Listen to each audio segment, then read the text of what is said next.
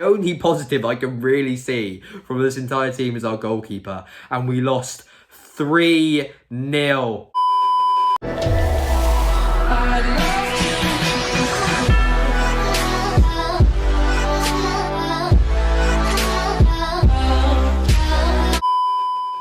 Hey guys, and welcome back to the CTFC Perspective. And yes, you can probably tell that I'm not in the ecstatic mood that I usually am, and it's because I'll try and throw up on screen.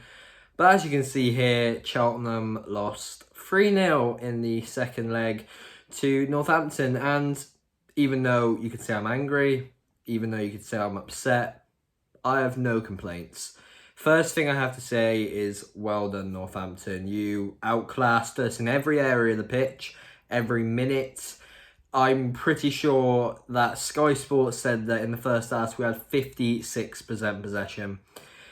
Watching that as a Cheltenham fan, so you can definitely say I'm not going to be biased in our favour, I'd struggle to see 20% possession. I'm not trying to make some of these videos where I'm just going in on the players. I'm just going to go, not really the players or the manager himself, but we made a lot of big mistakes tonight. And we made history. We were the first team to ever bottle a 2-goal lead in the playoffs, where the second leg, we are the home team. So, well done, Cheltenham. We made history. So, yeah. Haven't really got that much structure to this video. The game literally happened about an hour ago. So, I'm still in the moment. I thought it might be best to get this video recorded now for you guys, just so you have the most realistic expressions from me. So I'd like to congratulate the manager himself, considering I heard that before the game, he showed them many motivational videos, which when you're 2-0 down in the playoff leg and you're the away side, it's not really looking that much hope for you, but it worked, and fair play. He's a great manager, and he clearly showed it there. But the first actual player I'd like to congratulate is Nicky Adams. He did come off late in the game, but he controlled it. Cheltenham are good on the floor. We're usually good aerially, defensively, and we're usually good defensively. But Nicky Adams, he's top assister in the league for a reason. He knows how to whip a ball, he knows how to pass the ball, and he showed us that right from the get-go. They had many early crosses. I probably saw us win one header that entire game. I'm pretty sure there were 60 crosses. So, yeah, we don't talk about that. But 9 minutes in, he whips in an absolute beauty. I believe it was on his weak foot as well. And, yeah, their striker just headed it in. And that striker, I don't want to butcher his first name, so I'm just going to call him by his last name, and that is Oliver. He bossed us up top. He won every single aerial duel. I didn't see him lose one header. Their tactic was to punt it long. They clearly had a game plan. They knew that with him aerially up top, we weren't going to win it. They were always at the second ball. They were either trying to whip it in to get a header, and then when it came to the second ball, they were just trying to volley it on the edge of the box. They had their tactical prowess to a T that game, and once again, fair play to Northampton. So I'm just going to read you out the match stats, and I just can't believe it. Apparently, we dominated possession that game. Apparently, we had 54% possession, and apart from that last 10 minutes, which I will go into detail about, we got battered. The only time we had possession, we were either getting closed down in our own defence. We were struggling to make passes in our own defence. We were struggling to get 2 passes together, and as soon as it went back to the goalkeeper, we were just punting it long. To who? For them to win the header, them to get it back up the pitch, to go out of play because we're pressing it out, and them to have another long throw. I'm trying not to get angry here, but every time I try and explain it to you guys, it takes me back to the same point, which I saw 70 times that half. We also had 14 shots to their 25, so they're definitely dominant in attacking areas, as I'm trying to tell you guys. 3 of our shots were on target, 8 of theirs were, and they also had 6 corners to our 3. But the corner statistic for them, it might as well have been 20, because even though we did a few late on in the game as well, their long throws are more dangerous to us than their corners. And I wish there was a statistic, and I'm sorry I haven't watched the game back for it, but there was more than 20. It was constant. And So that's why I'm not really looking at the throw-in numbers, because it was obscene. It was a very dirty match, especially from them late on, because they knew as soon as they got that third goal, they knew as soon as they got that first goal, they were winning the game.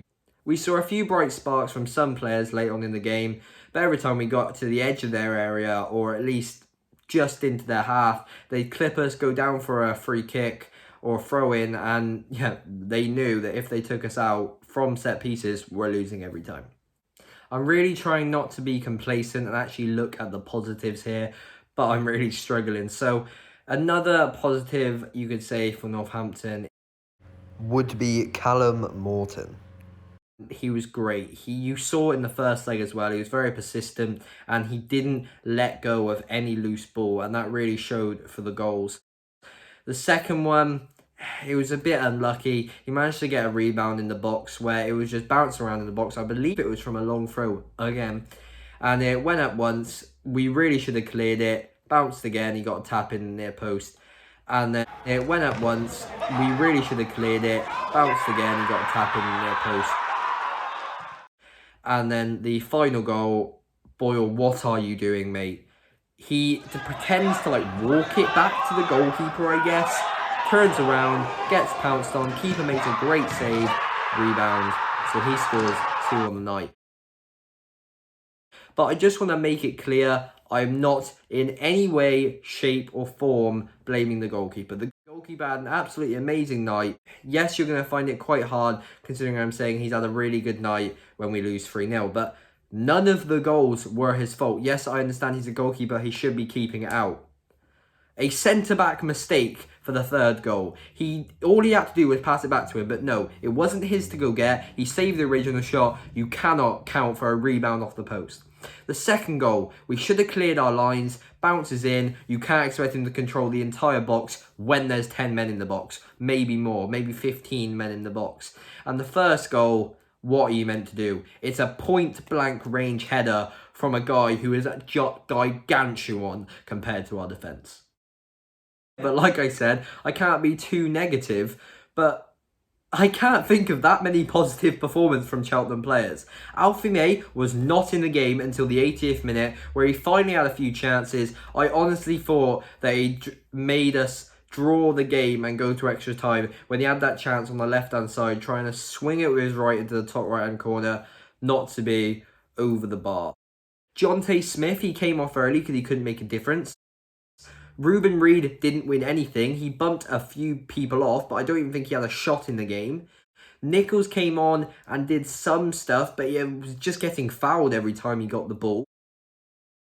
Chris Hussey, he just wasn't on it today. He made a few late runs, made a few good slide challenges, nothing. Charlie Raglan was arguably our best centre-back on the night, and he came off. Ben Tozer, captain performance, he had to stay on for the long throws and just the team morale. He essentially scored an own goal, flicking it on for the header in the second goal. And Boyle, we don't even talk about Boyle. Sean Long, I've seen a lot of people complain saying if he plays another game for the club, we'll be done for, but we ain't got any reinforcements. The midfield, I really wanted Rowan Ince to come on. He came on. Still we're losing headers. We didn't do anything in the middle. Ryan Broom, he had that shot from range. I really thought that was going in. If that goes in, completely different story. We go into half-time with our heads held high. Goes wide, didn't really win anything in the middle, but I can't really expect much because no one did. Connor Thomas, really expected him to make a difference in this game. Non-existent. Jake Doyle-Hayes, here and there, non-existent. The only positive I can really see from this entire team is our goalkeeper. And we lost 3-0. That's when you know it's bad. So, we made history. Us and Colchester won the first legs of our playoff games. Us and Colchester are knocked out. And I guess it's another year in League 2 football. But don't worry, as soon as we're allowed back in stadiums, I will be the first person back in that stadium trying to get vlogs for you guys, going all around the country. If we won that game, maybe won the final, we would have had Sunderland away. But no, we still got Carlisle. That's great. We bottled it again.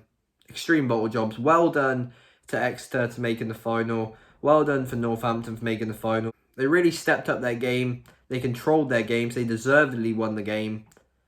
And I can't really sit here and complain. We got battered. We got beaten in shots. They won every aerial duel. They got throw-in after throw-in. They pressured us in our own defence. We couldn't do anything. And Michael Duff, I'm sorry, mate.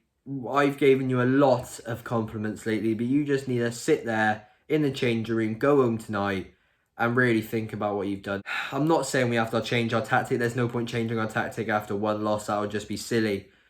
But just please, next time, first game back of the season, that's going to be a long way away now. First game back, just change something in training so we actually have a better mentality, a better mindset going into every game. And Cheltenham fans and Cheltenham players, if you are watching this video, I know I'm really letting my emotions get to the better of me right now, as I did just watch that performance. But one performance does not define us, boys. We've had a great season and no one expected us. Well, I definitely didn't expect us to get this far. That's not being rude to you, boys, but you just played so well this season that you really deserve to be in this position and you deserve to go on to Wembley. But we've made our mistake and we need to learn from this now, boys. I couldn't be more proud of you and I just didn't want to end on a bad note. Don't get mentally attached to this loss. You can't change the past now. Just think about getting back onto that pitch next season and get us a win. Hope you guys enjoyed this, and it's most likely Northampton fans which also clicked on this video. But I've mentioned it before, it's League 2 football next season. I'm going to try my best to stay confident and produce good vlogs for you next year, even though we're in League 2. And hey ho, maybe we can learn from this, build from this, become even stronger when football returns, and maybe go up next season. But we'll never know until we get back onto the pitch. I know it doesn't look like I'm smiling right now, but it would really put a smile on my face if you could like the video and subscribe to the channel whilst hitting that notification bell so you know when every single video goes live. If you did like this video, there's going to be 2 videos like this on screen shortly, and I'll see you guys in the next one. See ya.